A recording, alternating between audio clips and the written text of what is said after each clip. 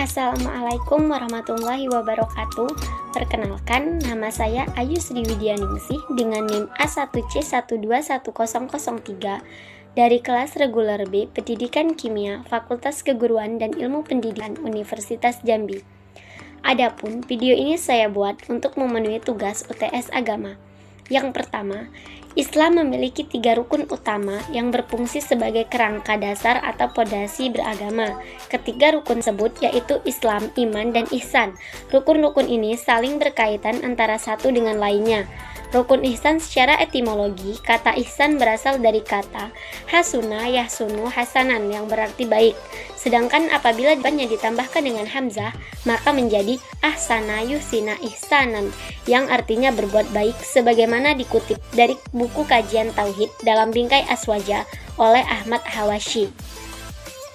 Dan ingatlah ketika kami mengambil janji dari Bani Israel, janganlah kamu menyembah selain Allah Subhanahu wa Ta'ala, dan berbuat baiklah kepada kedua orang tua, kerabat, anak-anak yatim, dan orang-orang miskin, dan bertutur katalah yang baik kepada manusia.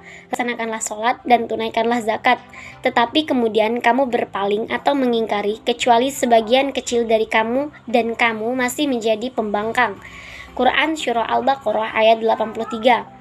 Berdasarkan ayat tersebut, ibadah yang dimaksud dalam rukun ihsan yaitu sholat, zakat, berbuat baik kepada orang tua, kerabat, anak yatim, orang miskin, serta bertutur kata yang baik kepada sesama manusia. Menurut Dahlan Aziz, dalam pengantar buku Akhlak Menggapai Ma'rif yang dikutip Ana Nahdia Abror dalam buku Susila Wartawan Muslim, rukun ihsan terbagi menjadi 3, yaitu beramal soleh, perbuatan baik yang dilakukan secara sengaja. Rukun ihsan ini harus dilakukan dengan ikhlas sehingga bisa dicatat sebagai ibadah.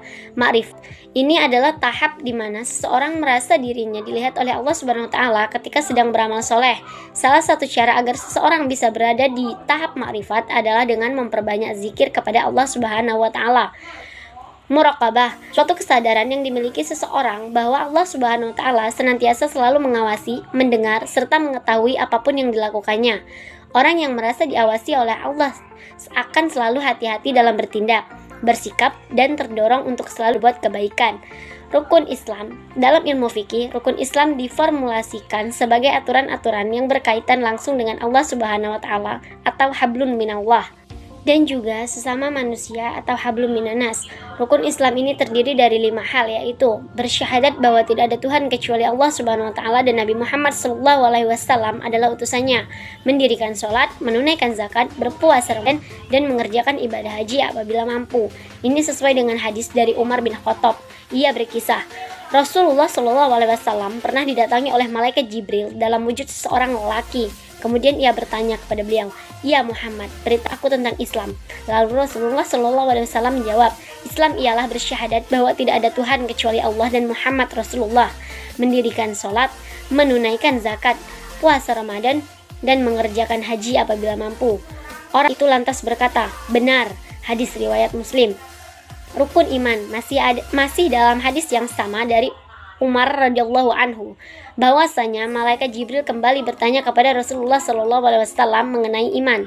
Beliau menjawab, "Iman itu ialah engkau beriman kepada Allah, para malaikatnya, kitab-kitabnya, para rasulnya, hari akhir, dan engkau beriman terhadap qada dan qadar, yang baik maupun yang buruk." Hadis riwayat Muslim. Dalam definisi tersebut, iman dapat dimaknai sebagai percaya dengan cara membenarkan sesuatu di dalam hati atau amalan batniah, yaitu berupa keimanan kepada Allah Subhanahu wa Ta'ala, malaikatnya, kitabnya, para rasulnya, hari akhir, dan juga takdir. Kemudian ada sifat wajib bagi Allah, yaitu ada wujud, kidam, baqomo, lafatul lawadis, kiamu binafsihi, wadaniyat, kudrat, iradat, ilmu, hayan, sama, basor, kalam, kaunuhu qadiran, kaunuhu mukridan, haliman, hayan, sami'un, basyirun, kalimun. Sedangkan sifat mustahil bagi Allah ada adam, hudud, fana, mumathalatul hawadis, ihtiyaju li ghairi, ta'adud, ajzun, karanah, jahlun, mautun, summun, umyun, bukmun, ajizan, karihan, jahilan, mayitan, ahsama, ama, dan abkama. Adapun sifat wajib bagi Nabi yaitu sidik. Sidik ini memiliki arti jujur atau benar, amanah. Yang kedua amanah. Amanah memiliki arti dapat dipercaya. Yang ketiga tablik. Tablik ialah sifat yang artinya menyampaikan. Yang keempat patonah. Patonah ialah sifat yang memiliki cerdas. Yang kelima sifat mustahil. Kemudian sifat mustahil bagi Rasul. Ada kizib. Kizib yang artinya adalah dusta atau bohong. Khianat yang artinya tidak dapat dipercaya. Kitman yang artinya adalah menyembunyikan. Baladah yang artinya memiliki arti bodoh. Kemudian yang ketiga ada bacaan sholat jenazah. Untuk jenazah perempuan. Bismillahirrahmanirrahim. Usholli ala hazihil mayyitati arba'a takbirati fardul kifayati ma'muman lillahi ta'ala. Pertama, Bismillahirrahmanirrahim. Alhamdulillahi rabbil alamin. Ar-rahmanirrahim. Maliki yaumiddin. Iyyaka na'budu wa iyyaka nasta'in. Ihdinas siratal mustaqim. Siratal ladzina an'amta 'alaihim ghairil maghdubi 'alaihim waladdallin. Amin. Kemudian takbir kedua. Allahumma sholli ala Muhammad wa ala ali Muhammad kama shallaita ala Ibrahim wa ala ali Ibrahim innaka Hamidum Majid. Allahumma barik ala Muhammad wa ala ali. Kemudian takbir keempat. Allahumma la tahrimna ajraha wa la taftinna ba'daha waghfir lana walaha. Assalamualaikum warahmatullahi wabarakatuh. Assalamualaikum warahmatullahi wabarakatuh. Kemudian yang keempat ada akidah.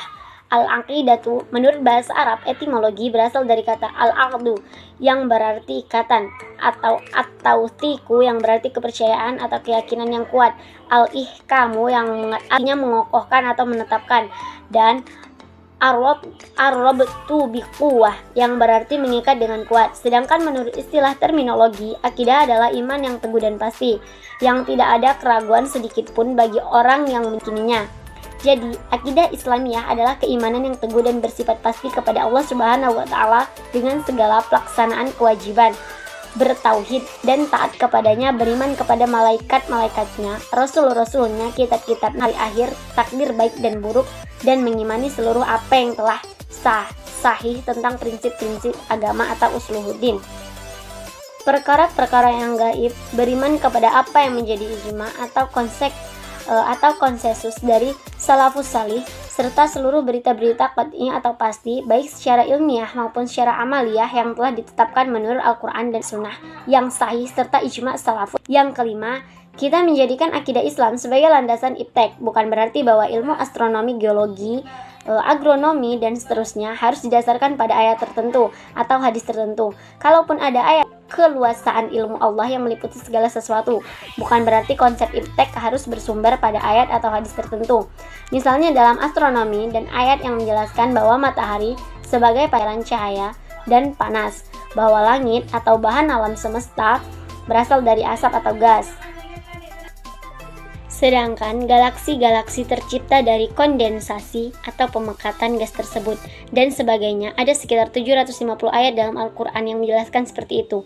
Ayat-ayat ini menunjukkan betapa luasnya ilmu Allah sehingga meliputi sesuatu dan menjadi tolak ukur kesimpulan iptek. Bukan berarti bahwa konsep iptek wajib didasarkan pada ayat-ayat tertentu.